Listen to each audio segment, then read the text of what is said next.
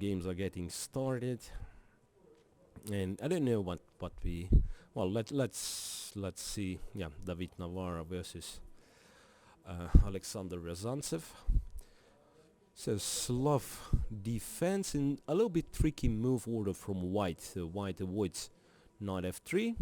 Yeah, to put this setup. Yeah, so after bishop d6, Black would have been ready to go for e6, e5. So therefore, first f4 is played, and only then horse develops to f3.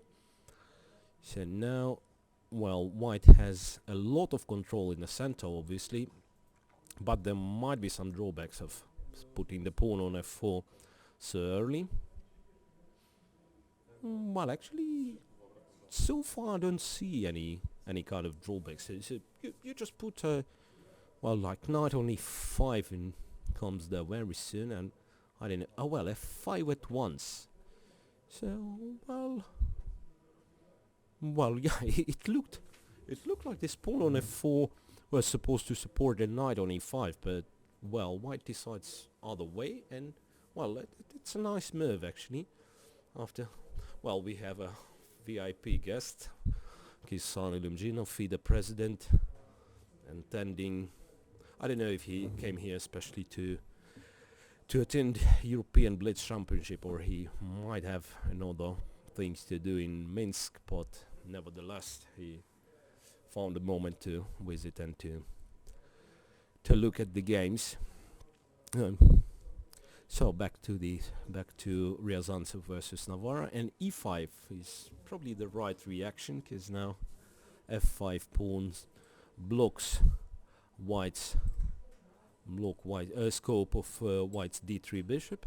Well, and now it's very important if you can or cannot take on d4, because well, there is knight b5 as well, but well, what happens if White tries to take on on d4, because knight is heading to c6, so bishop c5 is almost forced, and then say something like, well, he decided to start with knight b5, and then knight c5 follows quickly.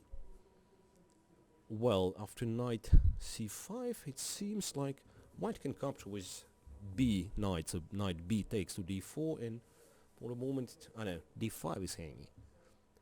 Now White decides to capture the bishop on d6, but then you can hardly hope to save the bishop from d3. So it's, well, then White takes on d4, but how about queen takes d5 now?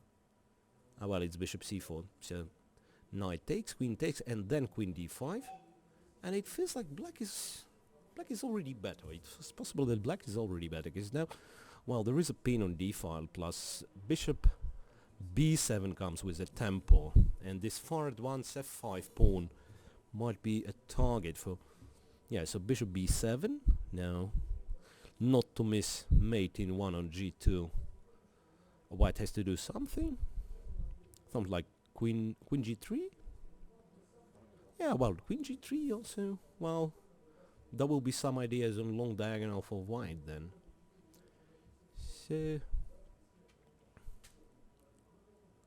yeah, there is something in the air really, like after knight e4. Yeah, knight e4, yeah, no. Queen g7, there is no queen g7 yet. And h5, what's h5?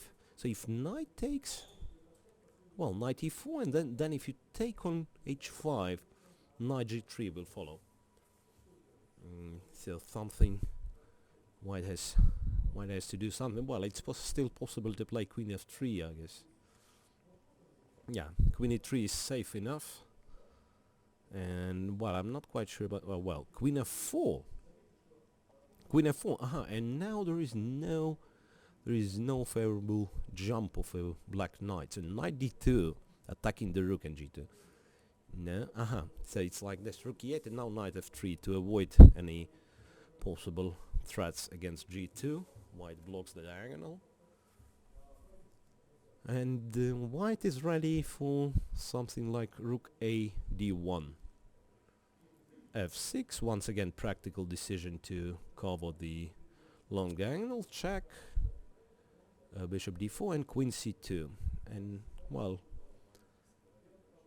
not so easy then to drive this queen away from c2, and Riazantsev goes to sacrifice the pawn on a2 after rook c1. I guess queen a2 is what black has to do, at least I don't see anything else. And then rook c7, yeah, and this is dangerous. This is fairly dangerous. Bishop d5, and then all the possible ideas to sacrifice on g7. Well, yeah, it's hard to get a queen in place. Alexander, well, you can see he's visibly nervous, but yeah, it's time to decide what to do. Yeah, 20 seconds left. Actually, yeah, that's the kind of position you. Well, there is a feeling like White is getting to g7, but he's not really. Rook d7 is a semi-waiting move, I would say. Well, queen c7 is the idea, but now on queen c7 there is bishop f7 for black. And now how about playing knight g5? Yeah, that was some funny move, like knight g5, and if black captures, then it would be the rook g7 using the pin on the f6 pawn. Well, h3 is sort of a pass once again. So it's well, it's also not so easy for black as well. So 2 extra pawns, but they're not likely to get anywhere far. And well, it would be really nice to exchange this rook from d7 or drive it away. But once again, if queen b5 or rook f8 with the intention to play rook f7, that's what David Navara wants. But now after rook f7, bishop cannot take on f7. No, I'm not quite sure if rook f7, even like this, rook c7, he could have taken, by the way, because black would have to take with the king. So rook d7 gets to more or less the same position. King h2 to avoid possible checks on the first rank. a5, and once again White is almost there, but he cannot support this idea with knight g5. I don't know if it works first off. Yeah, and queen c2 is unpleasant. Queen c2 is certainly unpleasant, because now you can't move the knight anymore. It's always gonna be something on g2. So queen c6 returns back, and now queen d6, and now rook e4. No, he missed it, but still rook d7. No, rook d7, bishop f3. Yeah, now black is winning, I believe. And not clear. I mean, all's gonna be decided on seconds. How about knight g6, by the way? That was knight g6, and black would be threatening mate. So now check from d8, no? Well, it's hard to say. I mean, it looks like black should be winning here. Now this h4 is a classy move, actually, because there might be some threats on the back rank as well. Knight g3, well, and knight f5, yeah, collecting another pawn. And then, yeah, it's important to to get the knight defended. Rook on c4, and well, and he blunders the rook. Well,